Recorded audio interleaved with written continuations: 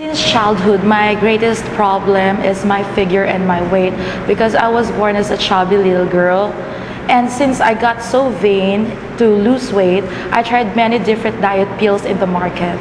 And thank God that Fitrite is here in Uno, that I've been using it for almost 3 months already, and I've lost 12 pounds.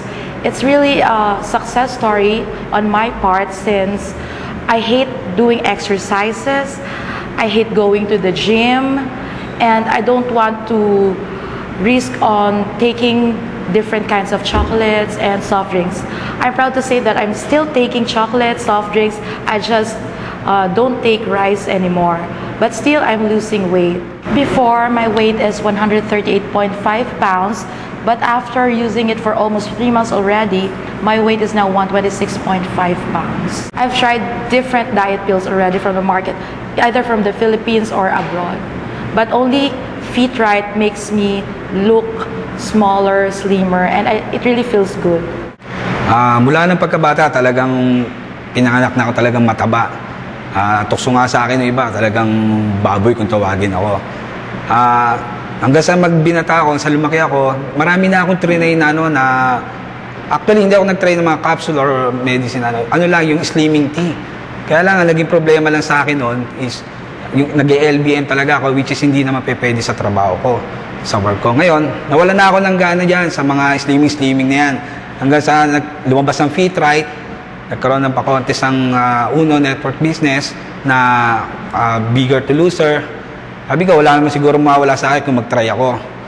Then, nag-try ako ng Fitrite. Nang matry ko yung Fitrite, nakita ko yung kaibahan sa pangatawang ko. Kasi dati, nag-gym nga ako dati. Kaya lang, pag napagod naman ako, talagang takaw na takaw ako sa pagkain.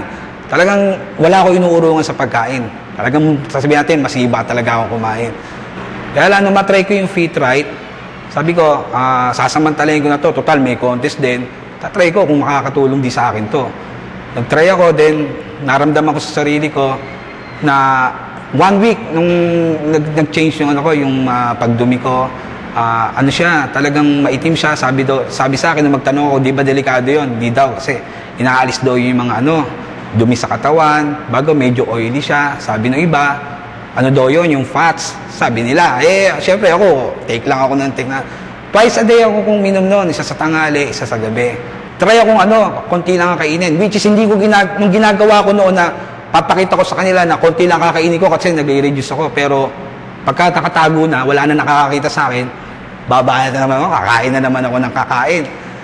Pero nung nag-take na ako ng Fitrite, nawala na yung tako ko sa pagkain. Doon ko na ba't hindi ako nagugutom?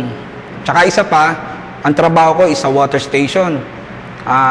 Kala ko manghihina ako kasi halos konti lang nakakain ko. Pero nakakapagbigay pala siya ng talagang extra lakas sa pangangatawan natin. Energetic pa rin ako, hindi nawawala. Tsaka yun nga, medyo nagiging pawisin ako noon nung nagtitake ako ng Fitrite. Dati, tumitimbang kasi ako dati is 233 pounds. Up to now, 2 months na ako nagtitake niyan, na lang ako ng 207 pounds. Yun na lang ako. Bago ang waistline ko, kung makikita niyo yung picture ko dati, nung sumali ako, nung kinuna ko na magtatapos ng October, ang waistline ko is 49. Ngayon, nung mag-waistline ako, 40 na lang.